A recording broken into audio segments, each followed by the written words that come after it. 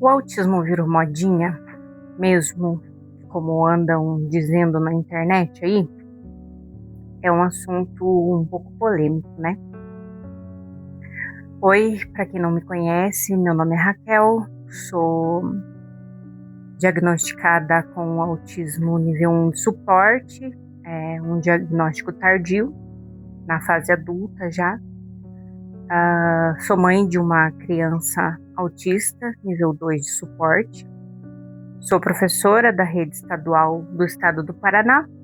Convivo com bastante crianças autistas também.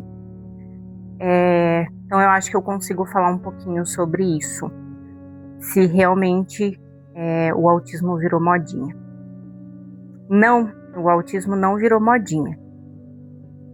Os diagnósticos estão mais precisos por conta do avanço da medicina.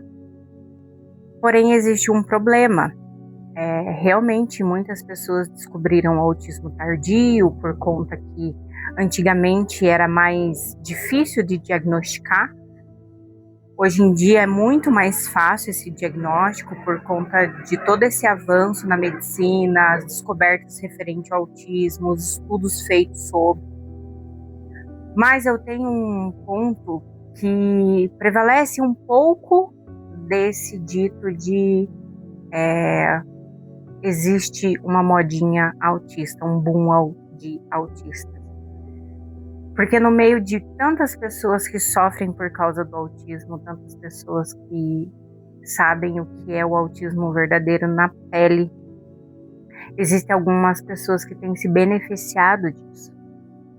Esses dias eu vi um vídeo, não vou lembrar o nome da pessoa que comentou sobre, mas ele falou que infelizmente tem alguns diagnósticos que estão errados referente ao autismo. Por quê? Porque se entende que pessoas que se enquadram dentro do sintoma simplesmente já estão dentro do espectro, e não é bem assim que funciona. Você não gostar de abraço, você ter uma preferência por uma determinada comida, você não gostar de socializar, você não gostar de olhar muito no olho, não exatamente significa que você seja autista.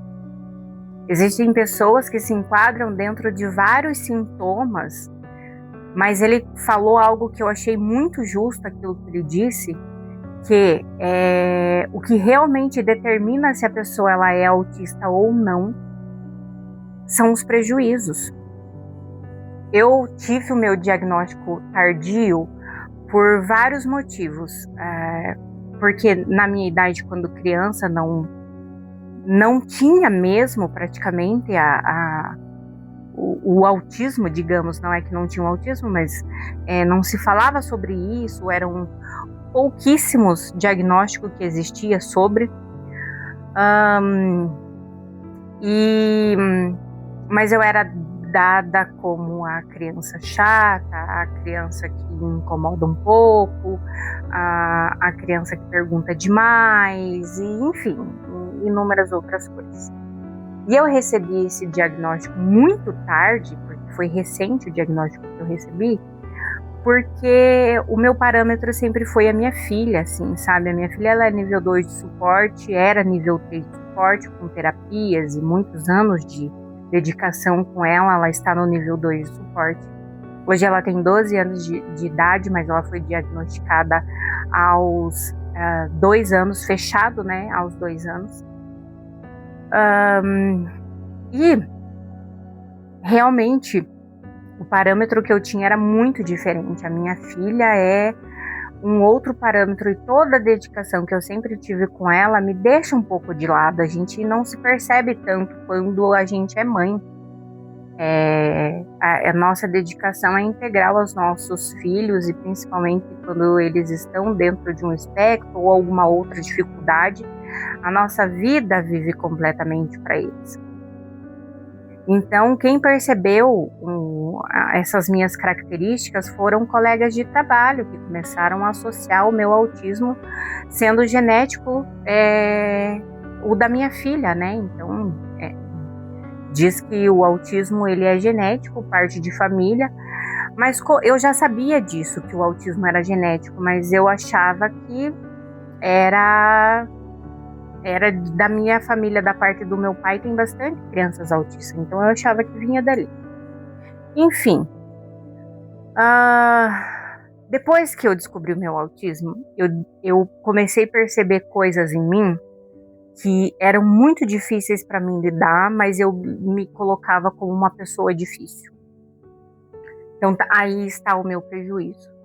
Eu sou uma pessoa muito irritada e eu me estresso muito fácil, eu me descontrolo em alguns momentos muito fácil, mas não é irritabilidade, simplesmente é aquilo que para nós adultos, né, para a criança é muito mais visível quando eles se descontrolam, mas pra gente é um pouquinho diferente, porque a gente não sai batendo nas coisas, a gente não esperneia, a gente não grita, a gente não chora às vezes. Eu, por exemplo, muito raramente, mas eu sinto muita dor de cabeça, eu sinto muita irritabilidade, as coisas saem fora do lugar, eu começo a passar mal, ou ataca meu estômago, ou eu tenho crises de enxaqueca, e eu fico muito irritada, muito estressada, e aquilo me tira do sério, desorganiza o meu dia completamente.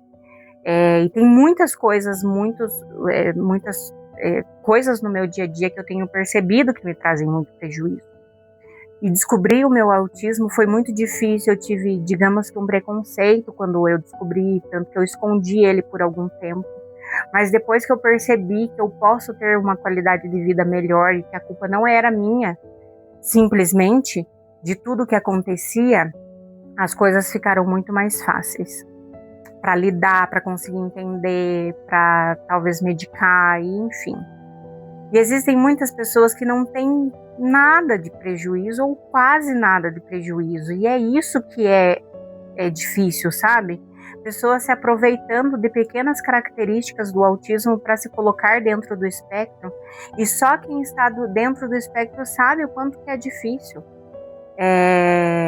Quem está no espectro não queria estar.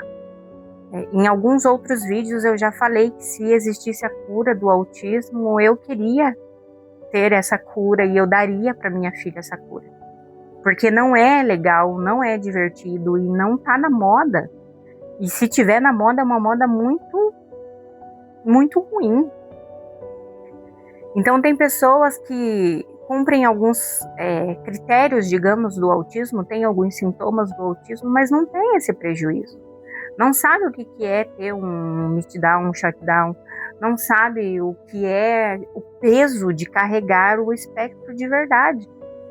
E eu já vi casos assim, por isso que eu tô falando, porque infelizmente eu já vi pessoas que eu convivia, eu via e analisava e, gente, tá errado, talvez tenha algum problema comportamental, alguma coisa, mas não é autismo. E daí, o que acontece é que quem está dentro do espectro e vê muita gente se prevalecendo de tudo isso, sente um pouco de injustiça, porque eu não queria ser, eu queria ser aquela pessoa que não tem e está querendo ter. É difícil isso, assim, sabe?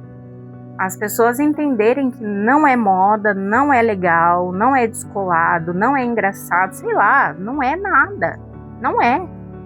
Enquanto as pessoas acharem divertido andar com um colarzinho, nossa, eu sou autista, uau. Não, gente, tá se tendo uma realidade muito difícil, sabe? Você vê aí um monte de pessoa que tá tendo que lutar pela própria sobrevivência dentro do espectro, sabe? Para ter pessoas que estão achando divertido, que acham moda. Eu sou autista. Então, sabe, é preconceito que a gente sofre, é estresse, é cansaço emocional, a gente não consegue lidar com as coisas da mesma forma e as pessoas querendo ser autista. É triste, mas existem pessoas assim, sim, infelizmente.